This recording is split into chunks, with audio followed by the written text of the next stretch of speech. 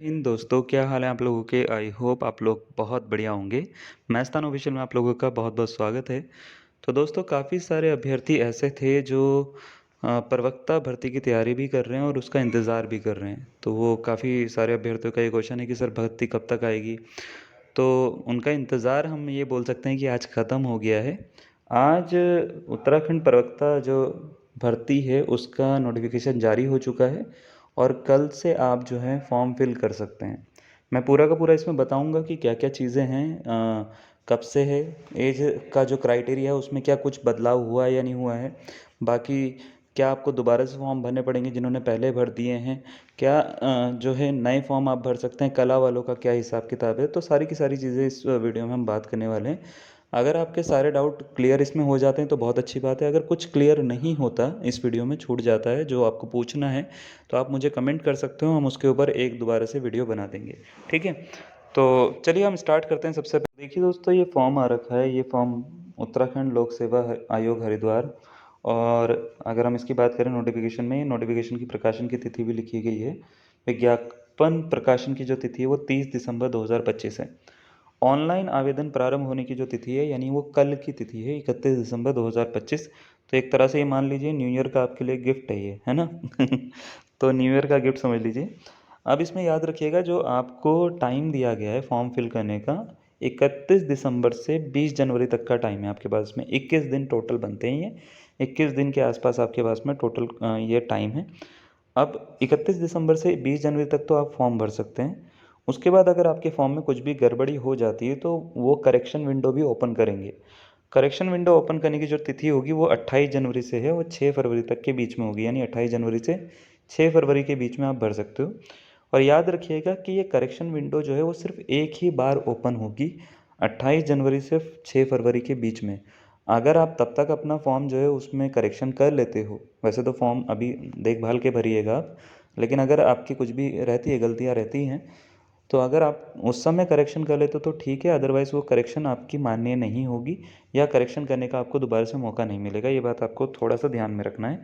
ये इन्होंने यहाँ पे नोटिफिकेशन में भी लिखा हुआ है, मैं आपको पढ़ के भी बता दूंगा। फिर एक क्वेश्चन ये आता है अभ्यर्थियों का सबसे पहले कि सर ये बताइए कि इसमें किन किन अभ्यर्थियों को फॉर्म भरना पड़ेगा, क्या हमारे को दोबारा भी फॉर्म भरना है या हमारा पुराना फॉर्म जो है वो हमारे को कैंसिल करना है, क्या ये पॉसिबल है या नहीं है। तो सबसे पहले बात करते हैं कि फॉर्म के बारे में, कि कितने लोग फॉर्म जो हैं वो दोबारा भरने चाहिए और कितने नहीं भरने चाहिए। तो अगर आपने जो है, जब ये वैकेंसी पुरानी आई थी वो 2024 में आई थी, आपको याद होगा, तो यहाँ पे डेट दे रखी है उन्होंने 18 अक्टूबर 2024।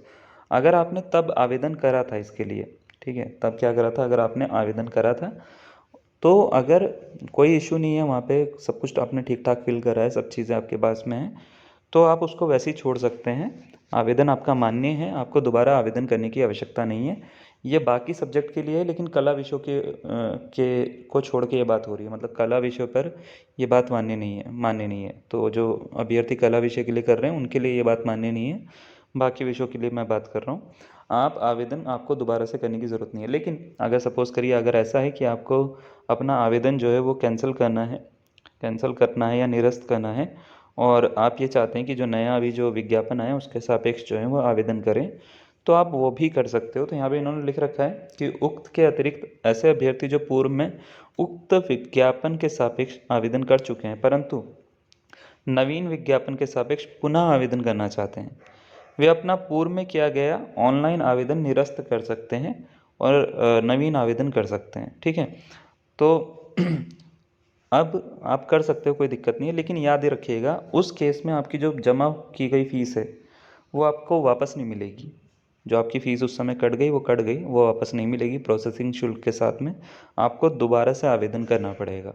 ठीक है, प्रोसेसिंग शुल्क के साथ में। ठीक है, तो वो जो 150 रुपये और वो 25 रुपये कुछ आपके प्रोसेसिंग शुल्क के कटे होंगे, है ना, 175 के आसपास आपका, वो आपको नहीं मिलेंगे। आपको दोबारा से उसको क्या करना पड़ेगा, आवेदन करना पड़ेगा। अब इसमें आवेदन की जो आयु की गणना जो इन्होंने रखी है ना, इस बार इन्होंने 1 जुलाई 2025 रखी है। और मैंने कहा भी था कि 1 जुलाई के आसपास रखेंगे, ये 1 जुलाई 2025 रखेंगे। आप पुरानी वीडियोस देख सकते हैं। तो अगर इसके अकॉर्डिंग आपकी एज 21 से 42 साल के बीच में चल रही है तो आप आवेदन कर सकते हैं, कोई इशू नहीं है। ठीक है, नेक्स्ट क्वेश्चन ये आता है कि सर ये बताइए कि इसमें जो आवेदन है वो एक से ज़्यादा विषय में हम कर सकते हैं या एक ही विषय में कर सकते हैं। तो पहले इसके ऊपर बात कर लेते हैं, ठीक है। तो 18 पॉइंट ये कहता है, पॉइंट नंबर 18, कि अभ्यर्थी जो है वो एक से अधिक विषय में जो है वो आवेदन कर सकता है, ठीक है, याद रखिएगा।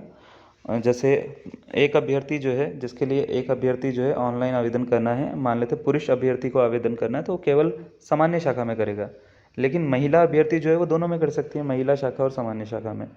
तो आवेदन कर सकते हैं, कोई इशू नहीं है। पहली चीज़ तो ये, एक से ज़्यादा विषयों के लिए आप आवेदन कर सकते हो। सबके लिए पैसे अलग अलग देने पड़ेंगे आपको, ठीक है। सबके लिए शुल्क जो है वो अलग अलग लगेगा। और इसका एक उदाहरण इन्होंने दिया है, जैसे मान लेते हैं आप एक महिला अभ्यर्थी हो और आपको प्रवक्ता हिंदी और प्रवक्ता इंग्लिश दोनों के लिए आवेदन करना है। दोनों का शुल्क है 150 रुपये, 150 रुपये। तो मान लेते हैं आप दोनों ही शाखा में करना चाहते हो, सामान्य शाखा में भी, महिला शाखा में भी। तो आप दोनों शाखाओं में, सामान्य शाखा में भी कर रहे हो और महिला शाखा में भी कर रहे हो, हिंदी और अंग्रेज़ी के लिए। तो हिंदी अंग्रेज़ी का पैसा पहले तो यहाँ पे देना है 150-150, फिर यहाँ पे देना है 150-150।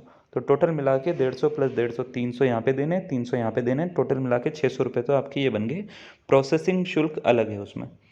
तो इस तरीके से जो है आपको हर आवेदन के लिए अलग अलग फ़ीस देनी पड़ेगी, पहली चीज़ आपको ये याद रखनी है।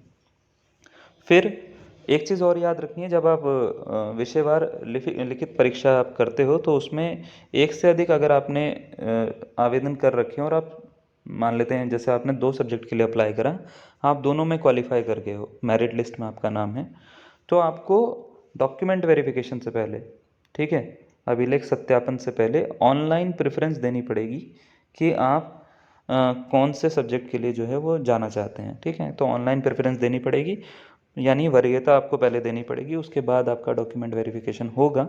डॉक्यूमेंट वेरिफिकेशन से पहले ही वरीयता आपको देनी है, ठीक है।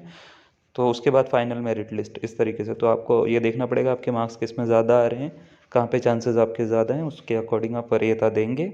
और उसके बाद में क्या होगा आपका फाइनल सिलेक्शन के ऊपर ये बात होगी।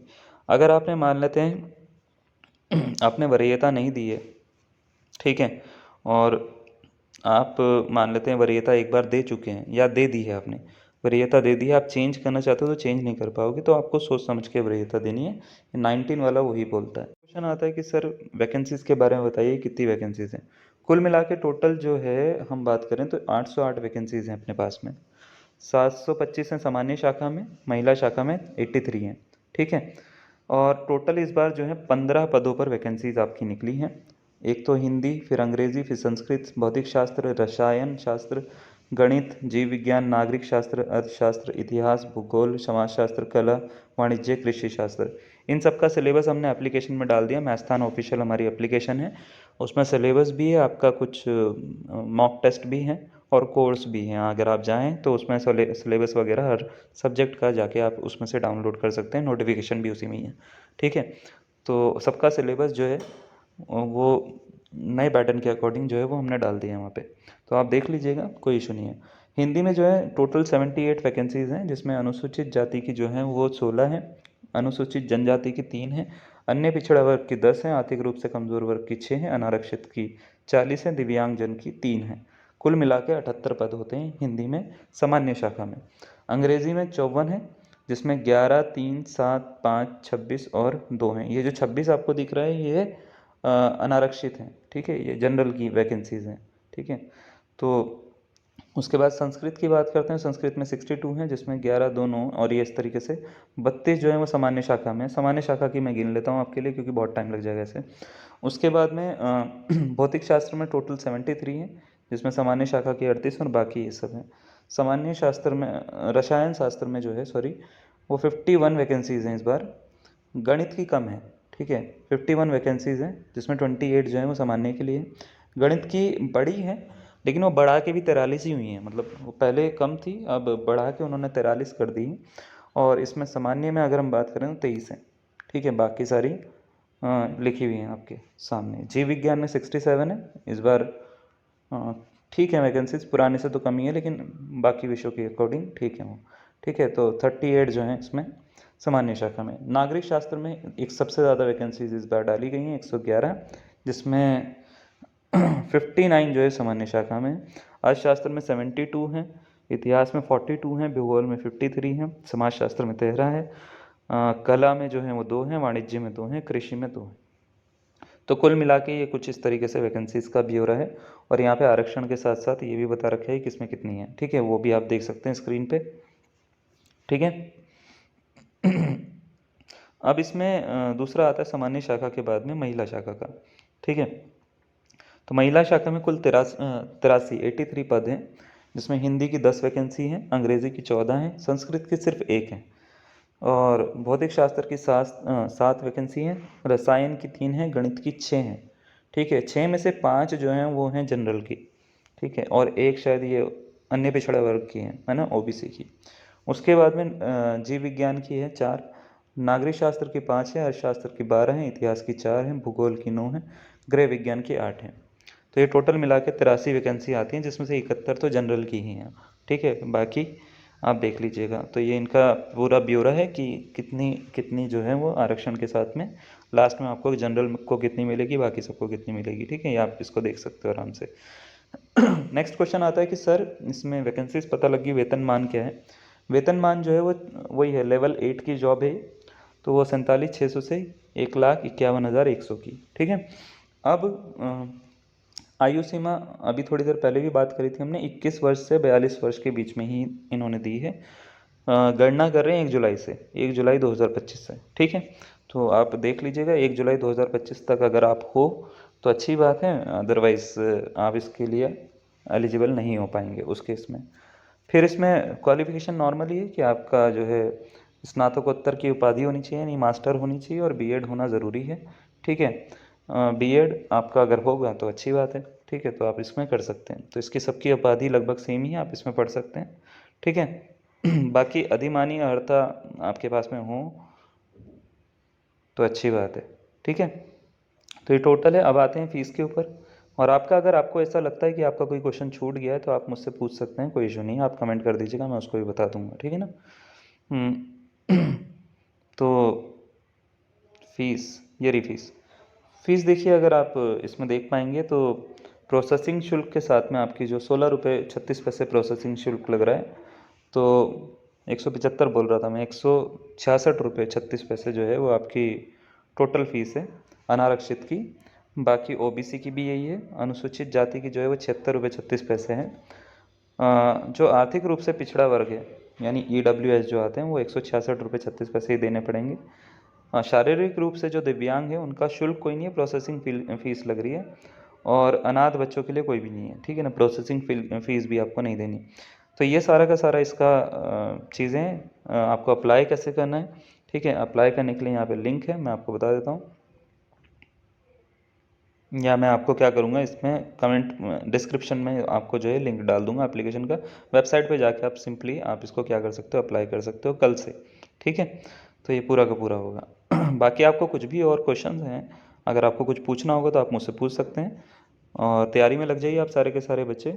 हमने जो है वो मैथ्सतान ऑफिशियल अपनी एप्लीकेशन पे भी और चैनल पे भी इसका कंटेंट आपको प्रोवाइड करते रहेंगे, तो आप एप्लीकेशन ज़रूर डाउनलोड कर लीजिएगा, क्योंकि उसमें नया सिलेबस अब जो है वो बहुत अलग है। आपने नोटिस करा होगा, अलग मतलब इन द केस कि वो पेपर का पैटर्न, 2 पेपर आपको कराए जाएंगे 150 मार्क्स के। तो वो पैटर्न के अकॉर्डिंग आपको पढ़ना चाहिए और उस पैटर्न के अकॉर्डिंग ही आपको चीज़ों को करना है। तो अगर वो करना है तो वो हमने बना लिया है लगभग काफ़ी सारी चीज़ें, और आगे भी बनाएंगे और बाकी सब्जेक्ट्स का भी करेंगे। अभी मैथमेटिक्स का भी चल रहा है। ठीक है, तो आप उसको एप्लीकेशन को ज़रूर डाउनलोड करके रखिएगा। मैथ्सतान ऑपरेशन जो एप्लीकेशन है उसका लिंक भी हम आपको कमेंट बॉक्स में लिख के दे देंगे, पिन करके दे देंगे। तो चलिए आज के लिए इतना ही, धन्यवाद।